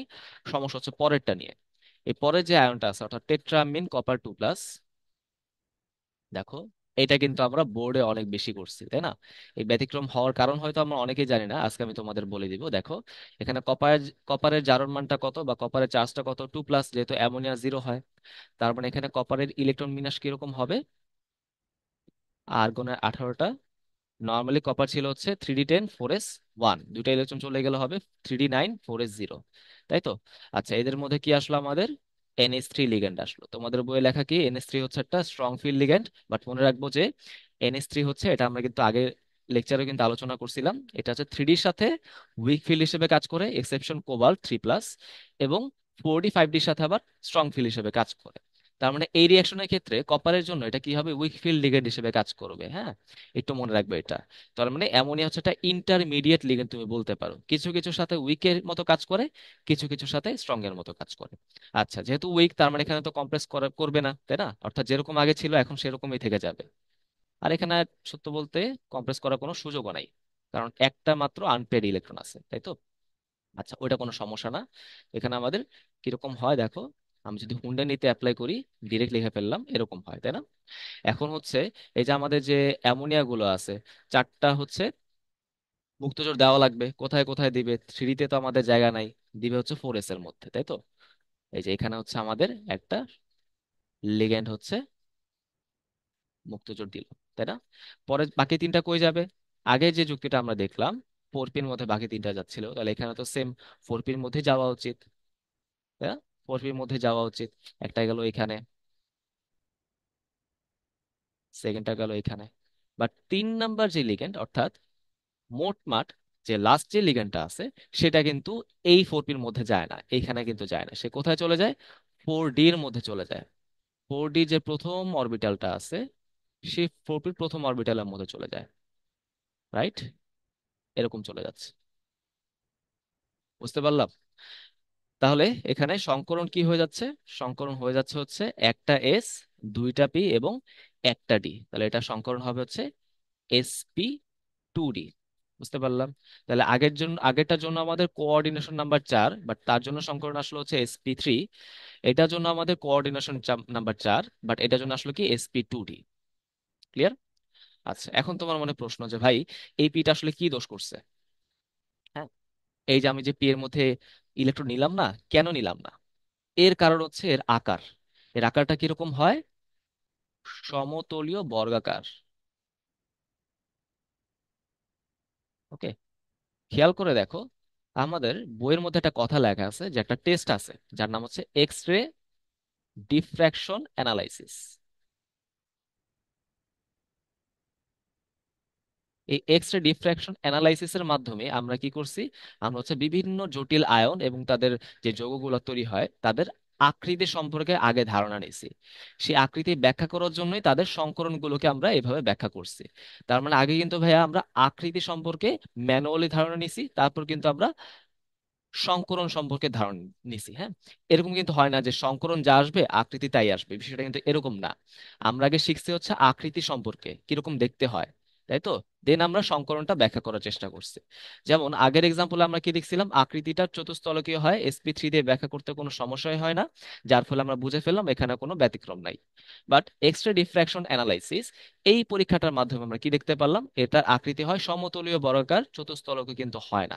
তার মানে আমি যদি ইলেকট্রনটাকে এই জেড এর মধ্যে বসাই দিই, তাহলে কিন্তু সেটা sp3 হয়ে যাবে, চতুস্তলকীয় হয়ে যাবে। তাহলে আকৃতির সাথে কি মিললো? না। যার ফলে আমি বুঝতে পারলাম এখানে কিন্তু ইলেকট্রনটা লাস্ট পিতে যাবে না। ওকে, চলে যাবে কোথায়? 4d এর মধ্যে। এখন আমি যদি আরো স্ট্রং এভিডেন্সের কথা বলতে চাই বা আরো সুন্দর ব্যাখ্যার কথা বলতে চাই, খেয়াল করে দেখো, বর্গাকার যৌগ মানে কি? বা তুমি সমতলীয় যৌগ মানে কি, এটা দুইটা প্লেন থাকবে, তাই না? এটা কি হবে? 2D হবে। তার মানে ধরো এটা হচ্ছে এক্স এবং ওয়াই প্লেন হচ্ছে বিস্তৃত, এটার মধ্যে কোনো জেড এর পার্ট কিন্তু আসবে না। খেয়াল করে দেখো, এই এসটা কিন্তু নন ডিরেকশনাল, তাই তো? এর কোনো নির্দিষ্ট ডিরেকশন নাই। পি এর কিন্তু আবার তিনটা ডিরেকশন থাকে, প্রথমটা এক্স, পরেরটা ওয়াই, পরেরটা জেড। এখন আমাকে বলো তো ভাইয়া, জেড কি আসতে পারবে? জেড কিন্তু আসতে পারবে না। সো এই অরবিটালের মধ্যে মুক্ত জোড় কিন্তু দিতে পারবে না, আকৃতি মেনটেন করার জন্য, সমতলীয় আকৃতি মেনটেন করার জন্য। ডি এর মধ্যে যে প্রথম অরবিটাল, সেটা কি হয়? D X Y. এখানে তো জেড নাই, তার মানে এখানে ইলেকট্রন দিতে কোনো সমস্যা নাই। বুঝতে পারলাম ভাইয়া? তাহলে এই জন্য হচ্ছে এখানে একটা এক্সেপশন তৈরি হয়ে যায়। ঠিক আছে, তাহলে এই হচ্ছে আমাদের প্রশ্নের উত্তর। আশা করি তোমরা বুঝতে পারছো। আচ্ছা, চলে আসা হচ্ছে পরের প্রশ্নে। কি বলা হয়েছে এখানে? দুটা মৌলের কথা বলা হয়েছে, এবং বলা হচ্ছে যে এ এবং বি দ্বারা গঠিত যৌগসমূহের আদ্র বিশ্লেষণের কৌশল তুমি বর্ণনা করো। আচ্ছা, খেয়াল করে দেখো কোনটা কি ধরনের যৌগ। এখানে এ হচ্ছে তৃতীয় পর্যায়ে, গ্রুপ 15তে আছে। গ্রুপ 15তে কি থাকে? নাইট্রোজেনের গ্রুপ। নাইট্রোজেন আছে দ্বিতীয় পর্যায়ে, তার নিচে হচ্ছে আমাদের ফসফরাস, তার মানে এটা হচ্ছে ফসফরাস। ঠিক তার নিচে দেখো কি আছে, তৃতীয় পর্যায়ে 17 নাম্বার গ্রুপ, তাই না? তো 17 নাম্বার গ্রুপ হচ্ছে হ্যালোজেনের। দ্বিতীয় পর্যায়ে আছে ফ্লোরিন, তার নিচে আছে আমাদের ক্লোরিন, তাই তো? এখন কি বলেছে তাহলে, ফসফরাস ক্লোরিন দিয়ে কোন যৌগটা তৈরি হচ্ছে? খেয়াল করে দেখো ভাইয়া, ফসফরাসের এখানে কিন্তু দুইটা যোজনী থাকে, একটা হচ্ছে 3 আর একটা হচ্ছে 5। তার মানে সে কিন্তু ক্লোরিনের সাথে দুই ধরনের যৌগ তৈরি করতে পারবে। একটা হচ্ছে ফসফরাস ট্রাইক্লোরাইড, আর একটা হচ্ছে ফসফরাস পেন্টাক্লোরাইড। এখন প্রশ্ন হচ্ছে, এই দুইটা যৌগ কি আদ্র বিশ্লেষিত হয়? উত্তর হচ্ছে হ্যাঁ, কারণ এখানে কেন্দ্র পরমাণু তো ফসফরাস, ফসফরাসে তো ফাঁকা ডি অরবিটাল আছে, তাই না? এগুলো আমরা জানি।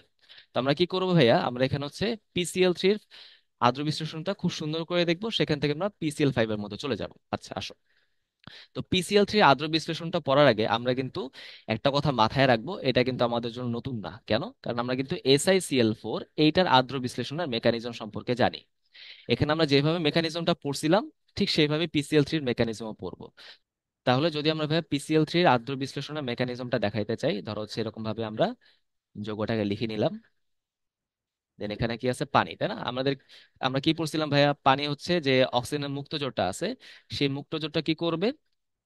ফাঁকা ডি অরবিটালে প্রবেশ করানোর চেষ্টা করবে, তাই তো? এবং এই প্রসেসে কি হবে, এই যে আমাদের যে প্রান্তীয় পরমাণুগুলো আছে, ক্লোরিন, ক্লোরিন কি করবে? তার মুক্ত জোড়টা হাইড্রোজেনের কাছে দিয়ে দিবে। এভাবে করে এখানে কি হইতে থাকবে? রিয়াকশন হইতে থাকবে। রিয়াকশনে আলটিমেটলি কি হবে? ফসফরাস এবং অক্সিজেনের মাঝখানে একটা সমযোজী বন্ধন তৈরি হয়ে যাবে, রাইট? এবং ওদিকে ক্লোরিন হচ্ছে হাইড্রোজেনকে নিয়ে আলাদা হয়ে যাবে। এই তো আমাদের মেকানিজম, তাই না? রাইট, এই হলো আমাদের বিষয়টা। তার মানে প্রথম স্টেপে কিন্তু বিক্রিয়াটা এরকম হয়। এখন তাহলে তুমি চিন্তা করো, সেকেন্ড স্টেপে কি হবে? এই এই ক্লোরিন পরমাণুটা সরে যাবে, এখানে একটা OH আসবে। থার্ড স্টেপে কি হবে? এই ক্লোরিন পরমাণু সরে যাবে, এখানে একটা OH চলে আসবে। তার মানে বুঝতেই পারতেছে এখানে বিক্রিয়াটা তিনটা স্টেপে হয়। এই বিক্রিয়াটা তিনটা স্টেপে হবে, হয়ে আলটিমেটলি কি হবে? এই PCl3 সেটা হচ্ছে মোট তিনটা পানিকে রিসিভ করবে। রিসিভ করে তৈরি করবে হচ্ছে ফসফরাসের সাথে OH তিনটা, সেটাকে আমরা বলতেছি হচ্ছে H3PO3। ওকে, যার ফলে তিনটা HCl কিন্তু এখান থেকে বের হয়ে যায়, রাইট? এটার নাম কি বলতো? Phosphorus acid. Phosphorus acid. Okay, তো আশা করি ভাইয়া এটা তোমাদের বুঝতে কোনো সমস্যা নাই, কারণ এটা কিন্তু অনেকটা সিলিকন টেট্রাক্লোরাইডের মতোই। এবার আসো, PCl5 এর জন্য কি ব্যাখ্যা, এটা একটু দেখার চেষ্টা করি যে PCl5 এর জন্য কি হয়। একটু খেয়াল করে দেখে ভাইয়া, PCl5 প্রথমে কি করবে? প্রথমে হচ্ছে এক অণু পানির সাথে বিক্রিয়া করে ফেলবে আগে। ওকে, এক অণু পানির সাথে বিক্রিয়া করে ফেলে। কিভাবে বিক্রিয়া করে খেয়াল করে দেখো, সে দুইটা ক্লোরিন পরমাণু ছেড়ে দিবে। এই দুইটা ক্লোরিন পরমাণু চলে যাবে হচ্ছে অক্সিজেনের কাছে। ওকে, তারপরে আমি যদি তোমাকে স্ট্রাকচারটা একটু দেখাই, এই যে phosphorus, chlorine, chlorine, chlorine, chlorine, এবং এখানে ক্লোরিন, এই তো ফসফরাস পেন্টাক্লোরাইড। সে হচ্ছে এখানে পানির সাথে বিক্রিয়া করবে। তো এখানে কি হয়? পানি হচ্ছে এই ফসফরাসের সাথে কি করতে চাইবে? বন্ধন তৈরি করতে চাইবে সন্নিবেশ বন্ধনের মাধ্যমে, তাই না? তো এই কাজটা করতে গেলে এখানে HCl আলাদা হয়ে যাবে, আবার এখানেও কিন্তু একই রকম ভাবে HClটা আলাদা হয়ে যায়। তার মানে এখানে আলটিমেটলি আমরা কি পাবো? ফসফরাস হচ্ছে অক্সিজেনকে ধরে সুন্দর মতো এখানে একটা পায়ে বন্ধন তৈরি করে ফেলে। আর এখানে হচ্ছে আমাদের তিনটা ক্লোরিন তো থাকেই, এই যে ক্লোরিন, এই যে আমাদের ক্লোরিন, এখানে হচ্ছে ক্লোরিন, তাই না? আর এখানে কি তৈরি হবে? দুইটা HCl তৈরি হয়ে যাবে। রাইট? তাহলে আলটিমেটলি এখানে তৈরি হলো হচ্ছে ফসফরাস অক্সিক্লোরাইড POCl3, এবং সাথে দুইটা HCl তৈরি হলো। ওকে, ইজ ইট ক্লিয়ার? আচ্ছা, এরপর আসো, যদি আমরা এখান থেকে পানির যে অপর অণুগুলো কিভাবে হচ্ছে বিক্রিয়া করে সেগুলো যদি দেখতে চাই, একদম হুবহু আগের মেথড। বুঝতে পারছো? তো আমি যদি এটা তাও যদি তোমরা একটু দেখাইতে চাই, দেখো খেয়াল করে, এই যে আমাদের POCl3, তাই না? এর সাথে আবার কি করবে, আরেকটা পানির অণু চলে আসবে। রাইট? এখানে আরেকটা পানির অণু চলে আসবে। একই রকম ভাবে এই অক্সিজেনটা কি করবে, তার মুক্ত জোর দিয়ে এই ফসফরাসের সাথে অ্যাড হইতে চাইবে, এবং এই ক্লোরিনটা কি করবে, মুক্ত জোর দিয়ে এই হাইড্রোজেনের সাথে অ্যাড হইতে চাইবে। তাই না? এই প্রক্রিয়া কি হবে, এই সেলটা আবার বের হয়ে যাবে, অক্সিজেনটা যুক্ত হয়ে, অক্সিজেনটা হচ্ছে তার হাইড্রোজেন নিয়ে এখানে যুক্ত হয়ে যাবে, যুক্ত হয়ে এখানে কি তৈরি করবে, এরকম ভাবে একটা স্ট্রাকচার তৈরি করে ফেলবে। রাইট? আর এখানে HCl তৈরি হলো। তাহলে বুঝতেই পারতেছো, যতক্ষণ এখানে ক্লোরিন না কমপ্লিটলি ডিসপ্লেসড হয়ে যাচ্ছে, যতক্ষণ না এটা প্রতিস্থাপিত যতক্ষণ না হচ্ছে, ততক্ষণ এই বিক্রিয়াটা হবে। তার মানে এই বিক্রিয়াটা কিন্তু আরো দুইবার হবে, মানে এই বিক্রিয়াটা মোট তিনবার হচ্ছে আগেরটার মতোই। তাহলে তিনবার হইলে আসলে রিয়াকশনটা কিরকম হচ্ছে, রিয়াকশনটা হবে হচ্ছে POCl3 ও হচ্ছে মোটমাট তিনটা পানির সাথে বিক্রিয়া করবে, এবং তৈরি করবে হচ্ছে আলটিমেটলি H3PO4, তাই না? অক্সিজেন কিন্তু একটা এক্সট্রা এখানে দেখতে পারতেছো, আর এখানে তিনটা HCl সরে যাবে। এই অ্যাসিডটার নাম কি বলতো? Phosphoric acid. Phosphoric acid. Okay ভাইয়া, বিষয়টাকে বুঝতে পারলাম। তাহলে আশা করি তোমরা ভাইয়া বুঝতে পারছো, তার মানে এখানে এই দুইটা রিয়াকশনে কিন্তু আমাদের দেখানোর জন্য ইম্পর্টেন্ট, আমাদের লেখার জন্য ইম্পর্টেন্ট। ওকে, আশা করি ভাইয়া তোমরা এটা ক্লিয়ার হইতে পারছো। চলো আমরা আগাই। দেখো তো কি বলা হয়েছে, যে নিম্ন ক্রম অনুসারে সাজাও। তার মানে আমাদের কি করতে হবে, বড় থেকে ছোট তো সাজাতে হবে, অর্থাৎ আস্তে আস্তে মানটা যাতে কমে এরকম আকারে সাজাতে হবে। প্রথমে দেখো কি বলা আছে, যে পারমাণবিক আকার এই ক্ষেত্রে কি হবে। এখানে যে যে পরমাণুগুলো আছে তাদেরকে আমরা একটু ইমাজিনারি ভাবে পর্যায় সারণীতে সাজাই। স্ট্রনশিয়াম, সিজিয়াম, বেরিয়াম, আর হচ্ছে রুবিডিয়াম, তাই না? এখন আমাকে বলো, এখানে কে উপরে কে নিচে, একটু চিন্তা করে দেখো। প্রথম গ্রুপে কি ছিল, লি না কে রুবি সাজাবে ফ্রান্সে, তাহলে হচ্ছে রুবি হচ্ছে উপরে, আর সিজাম হচ্ছে নিচে, সাজাবে হচ্ছে নিচে। আর সেকেন্ড গ্রুপের জন্য কি ছিল, বিরিয়ানি, মোগলাই কাবাব সরিয়ে বাটিতে রাখো, তাহলে সরিয়ে হচ্ছে স্ট্রনশিয়াম, তার মানে স্ট্রনশিয়াম হচ্ছে রুবিডিয়ামের ঠিক সাথেই, আর বেরিয়াম হচ্ছে এখানে, তাই না? রাইট? এভাবে কি আমরা আইডেন্টিফাই করতে পারবো? ইনশাল্লাহ কিন্তু আমরা এভাবে আইডেন্টিফাই করতে পারি। তো একটু চিন্তা করে দেখি। এখন আমরা জানি যতই আমি বাম থেকে ডানে যাব, ততই কিন্তু আমাদের কি হবে, আকারটা কমতে থাকবে, কারণ এখানে শক্তি স্তর যুক্ত হচ্ছে না। যতই আমি উপর থেকে নিচে আসবো, আকারটা বাড়তে থাকবে, তাই তো, কারণ শক্তি স্তর অ্যাড হচ্ছে। তাহলে এখন যেহেতু আমাকে বড়টাকে খুঁজতে হবে, বড় থেকে আমি ছোট সাজাবো, তাহলে বড়গুলা খোঁজার জন্য আমাদের কোথায় যেতে হবে, নিশ্চয়ই উপর থেকে নিচে আসলে কিন্তু আকারটা বাড়ে, so উপরেগুলো ছোট হবে, আমি আসবো নিচে আগে। এই দুইটার মধ্যে কোনটা বড় হবে, ডান দিকে যেতে থাকলে তো আকারটা কমে, তার মানে বামেরটা বড় হবে, তাহলে এখানে সবচেয়ে বড় কে হবে, সিজিয়াম। তাহলে মনে রাখতে হবে, এখানে সবচেয়ে বড় হচ্ছে সিজিয়াম, তারপর হচ্ছে বেরিয়াম, তারপর তুমি উপরে চলে যাও, উপরে দুটার মধ্যে বামেরটা বড় ডানেরটা ছোট, তার মানে তারপর হচ্ছে আমাদের রুবিডিয়াম, তারপর হচ্ছে স্ট্রনশিয়াম। বুঝতে পারলাম ভাইয়া কিভাবে সাজাতে হচ্ছে। তো আশা করি ভাই এটা তোমরা পারবা। এগুলা আমি এক্সপেক্ট করি যে তোমরা আগে তোমরা হচ্ছে একাডেমিক এগুলো প্র্যাকটিস করে আসছো। আচ্ছা, পরে আসো 2 নাম্বারটা। 2 নাম্বারটা কি বলা হচ্ছে, যে তড়িৎ ঋণাত্মকতা ক্রম এখানে সাজাইতে বলা হয়েছে। তাহলে একই যুক্তি, আমি এখানে কি করব, আবার একটু ইমাজিন করে নিব পর্যায় সারণীটা, তাই তো? এই দেখো, এই যে আমাদের গ্রুপ 16-এর অক্সিজেন, অক্সিজেনের পরে হচ্ছে আমাদের ফ্লোরিন, তাই না? এর পরের পর্যায়ে হচ্ছে আমাদের সোডিয়াম একদম বামে থাকে, এবং ক্লোরিন হচ্ছে ফ্লোরিনের নিচে, তাই না? এই হচ্ছে আমাদের সেই ইমাজিনারি পর্যায় সারণী তড়িৎ ঋণাত্মকতার। আচ্ছা দেখো তো একটু খেয়াল করে, তড়িৎ ঋণাত্মকতা বলছে নাকি ধনাত্মকতা বলছে? এখানে কিন্তু তড়িৎ ধনাত্মকতা বলছে। তড়িৎ ঋণাত্মকতার যে ক্রমটা আমরা পাবো, তড়িৎ ধনাত্মকতার জন্য কিন্তু আমরা একদম ঠিক উল্টা ক্রমটা পাবো। ঠিক আছে, এটা খুব ভালো মতো খেয়াল করে রাখবা। তাহলে তড়িৎ ঋণাত্মকতা যদি বাম থেকে ডান দিকে বৃদ্ধি পায়, তড়িৎ ধনাত্মকতা কি হবে, বাম থেকে ডান দিকে হ্রাস পাবে। এবং উপর থেকে নিচে আসলে কি হবে বলতো ভাইয়া, তড়িৎ ঋণাত্মকতা যদি হ্রাস পায়, তড়িৎ ধনাত্মকতা বৃদ্ধি পাবে। রাইট? আমাকে তো বড় থেকে ছোট সাজাতে হবে। তাহলে দেখো, তাহলে বড় মানগুলো কোথায় আছে, নিচের দিকে আছে, তাহলে আমি নিচের দিকে নিয়ে আগে একটু চিন্তা করি। বাম থেকে ডানে গেলে কিন্তু ধনাত্মকতা হ্রাস পায়, তাহলে কোনটা বেশি আসবে, ডানেরটা বেশি আসবে। তাহলে এখানে সবচেয়ে বেশি কি হবে, সোডিয়াম। সোডিয়ামের পরে হচ্ছে আমাদের ক্লোরিন, তাই না? এরপর তুমি উপরে যাও, বাম থেকে ডানে গেলে তো ওই ধনাত্মকতা হ্রাস পায়, তাহলে বড়কে অক্সিজেন, তারপর হচ্ছে ক্লোরিন। বুঝতে পারলাম কি বিষয়টা? তাহলে আশা করি এটা বুঝতে পারছো। তাহলে ঋণাত্মকতার যেই ক্রম, ধনাত্মকতার কিন্তু একদম ঠিক তার উল্টা ক্রম গেল। আচ্ছা, এরপর কি বলা হচ্ছে? আয়নীকরণ বিভব, তাই তো? আমরা কিন্তু এই আয়নীকরণ বিভব আর ইলেকট্রন আসক্তির সময় খুব সুন্দর করে এক্সেপশন গুলো মাথায় রাখবো। কি কি বলা আছে? ম্যাগনেসিয়াম, অ্যালুমিনিয়াম, ফসফরাস এবং সালফার। একটু খেয়াল করে দেখি এখানে। তুমি যদি একই রকম ভাবে একটা ইমাজিনারি পর্যায় সারণী চিন্তা করে দেখো, তাহলে ম্যাগনেসিয়াম আছে ধরো এইখানে, ম্যাগনেসিয়ামের ঠিক ডান দিকে হচ্ছে তোমার অ্যালুমিনিয়াম, তাই না? এরকম বিষয়টা। তারপর কি আছে আমাদের? ফসফরাস এবং সালফার। তারপরে 14 নম্বরের সিলিকন, সেটা নাই। তারপর এখানে আছে আমাদের ফসফরাস, তার ডান দিকে আছে আমাদের সালফার। তার মানে কি হচ্ছে, একই পর্যায়ে আমি বাম থেকে ডানে গেলে আয়নীকরণ শক্তির মানটা বেশি হওয়ার কথা, তাই তো? বেশি তো হওয়ার উচিত। তাহলে এখানে কি হওয়া উচিত? যে সবার ডানে আছে তার মানটা সবচেয়ে বেশি। তার মানে এখানে হওয়া উচিত হচ্ছে সালফার সবচেয়ে বেশি, তারপর ফসফরাস, তারপর অ্যালুমিনিয়াম এবং লাস্টে হচ্ছে ম্যাগনেসিয়াম। এরকম হওয়া উচিত না? এরকমই তো হওয়া উচিত, বাট এরকম কিন্তু হয় না। বুঝছো? তার মানে আমাদের এক্সপেকটেশন যেটা এরকম ছিল, এই মানটা কিন্তু হয় না।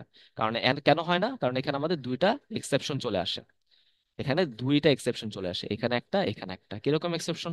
তুমি যদি সালফারের ইলেকট্রন বিন্যাস দেখো, তাহলে সালফারের বাইরে যে পি অরবিটালটা আছে, 3p, সেই 3pর মধ্যে কতগুলো ইলেকট্রন থাকে? চারটা। এক, দুই, তিন আর চার। ফসফরাসে যে আমাদের 3p আছে, তার মধ্যে কয়টা ইলেকট্রন থাকবে? তিনটা। এক, দুই, তিন। তাহলে আমাকে বলো ভাই, এখানে আহ, কোন স্ট্রাকচার ভাঙতে আমাদের বেশি কষ্ট করা লাগবে? এই 3p4 নাকি 3p3? অবশ্যই 3p3টা কিন্তু অর্ধপূর্ণ, বেশি স্টেবল, তাই তো? এই 3p3 কিন্তু আমাদের জন্য বেশি স্টেবল। তাহলে যেটা বেশি স্টেবল, সেটা হচ্ছে ভাঙতে আমাদের বেশি কষ্ট করা লাগবে। তার মানে ফসফরাসকে ভাঙতে, অর্থাৎ ফসফরাস থেকে এরকম করে একটা ইলেকট্রন বের করে নিয়ে তাকে একটা ক্যাটায়নে কনভার্ট করতে বেশি এনার্জি লাগবে। সালফারে কিন্তু একটা ইলেকট্রন যদি আমি ছেড়ে দেই, তাহলে সেটা কিন্তু অর্ধপূর্ণ স্ট্রাকচার তৈরি করে ফেলবে। তাহলে সে তো সহজে ইলেকট্রন ছাড়তে চাইবে। এই জন্য কি হবে? ফসফরাস এবং সালফারের মানটা উল্টায় যায়। তার মানে এখানে ফসফরাস কম হওয়ার কথা ছিল, বাট হবে কি, সালফার থেকে বেশি। রাইট? আচ্ছা, একই যুক্তিতে তুমি অ্যালুমিনিয়াম এবং ম্যাগনেসিয়ামটা একটু হিসাব করে দেখো। অ্যালুমিনিয়ামের জন্য ইলেকট্রন বিন্যাস কি হবে? 3s2 3p1, তাই না? 3s2 3p1। এবং ম্যাগনেসিয়ামের জন্য কি আসবে? 3s2। তাহলে বলো এখানে কোন স্ট্রাকচারটা ভাঙতে আমাদের কষ্ট কষ্ট বেশি করা লাগবে? নিশ্চয়ই এখানে ম্যাগনেসিয়ামে কি আছে? দুইটা ইলেকট্রন জোর করে আছে, তাই না? জোড়াবদ্ধ হয়ে আছে আর কি। অ্যালুমিনিয়ামে কিন্তু সেরকম নাই, একটা পি এর মধ্যে একটা ইলেকট্রন কিন্তু সিঙ্গেল অবস্থা আছে। তাহলে এই সিঙ্গেল ইলেকট্রন বের করা আমাদের জন্য ইজিয়ার হবে। তার মানে ওর জন্য আয়োনাইজেশন এনার্জিটা কিন্তু কম হবে। ঠিক আছে? তার মানে এক্সপেকটেশন ছিল হচ্ছে ম্যাগনেসিয়ামেরটা বেশি হবে, বাট হয় কি, অ্যালুমিনিয়ামেরটা বেশি।